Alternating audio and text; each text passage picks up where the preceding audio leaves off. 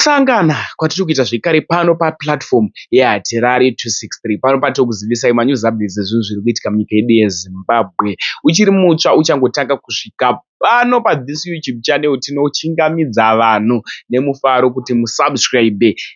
Zvakanaka kuti tizivane, musubscribe mutena on the notification bell, ende zvakanaka kuti tiwane manews updates epaHatirari takati wandei. Vadikani, manews updates andinawo ndakamabatanidza, ende pane video randichapedzera kuisa. Video iri richadzidzisa veruzhinji dini nakushuta video iroro ndakaishuta pane mwana aikumbira help kumhuri yeZimbabwe ende akabatsirika, ende zvichadzidzisa vamwe vanhu kuti paunapo ipapo unogona kubatsira Mwari hauzive zvavakakurongera ramangwana.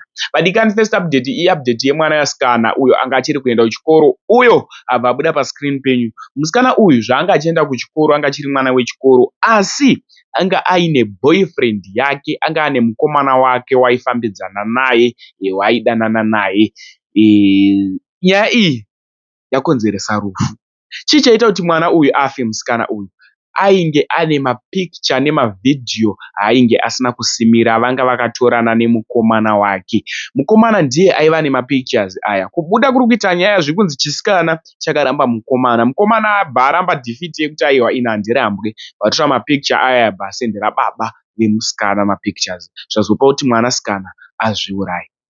Ndokumboita zvanofuka mucomment section pamusoro penyaya iyi. Next update inyaya yekwaJapreza.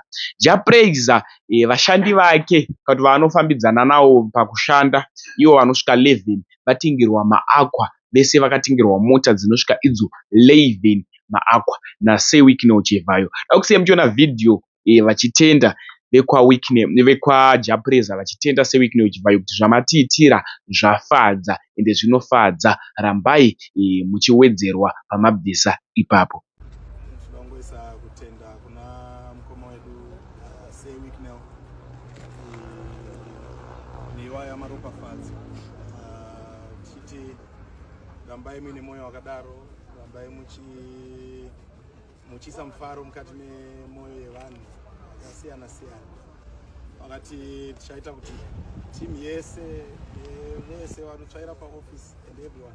So sekupromisa kwavakaita, the first batch is here.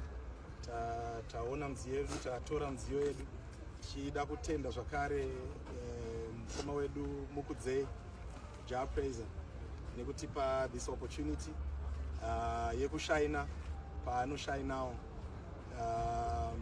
Kazhinji kacho tinongoziva vakuru chete pazviri kuitika behind the scenes. No one knows, but Jah always gives everyone the platform. Tionekere and tichirecognize also. It's always nice when you get recognition, and I know we do not do it for the recognition, but painouya zvinotipawo rimwe simba rakawedzera. So keep on doing what you are doing, guys. It's being recognized. It's all because of your hard work. This also applies when the team after today. Thank you so much. Thank you so much. Next update ndo video randakuda kusiyai muchiona apa. Hapana chandoda kuwedzeredza kana kutapudza. That one video. Much love. So hello mhuri yeZimbabwe. Kuri sei kumativi mana enyika kwamuri kuona mavideos epaHatirari 263 muri. Ndine mukomana wandinaye, mwana wechidiki, ende mwana wechidiki zvisingaite, anonzi Honest. Yes, ndiripo makasindere. Nazotaura Makasindere. usachema ndi. Ndina Honest. Kuchema zvikurwadziwe kana kuchema nemufaro? Kuchema nemufaro. Alright. Ndakagadzira video last week muri yeZimbabwe. Ndakagadzira video last week Honest mwana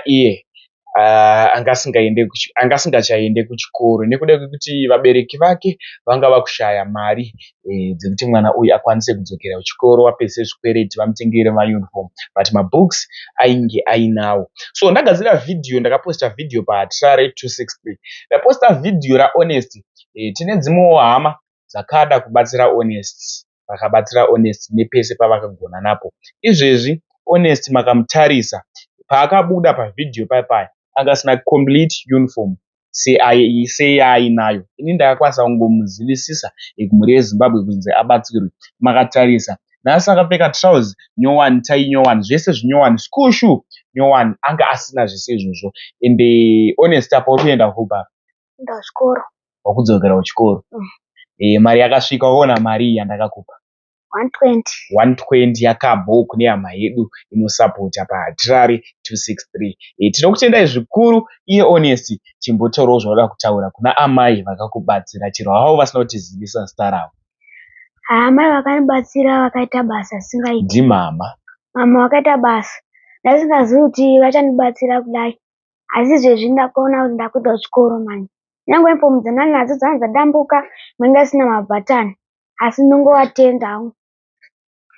Ndinofunga mazvinzwa kwamuri ikoko mama. Mwana atenda ende vakabva vataura mashoko ekuti dai atsvagerwa nzvimbo pagovernment school. Inyasha dzaMwari Honest dzavakasangana nadzo. Zvinoitwa nevashoma chete zvekubatsira munhu mukore uno. Asi izvezvi Honest akudzokera kuchikoro ende aine complete uniform. School fees yakabhadharwa here Honest? Yakabhadharwa. Hausisina chikwereti? Waukwanisa kupedza term ino yese?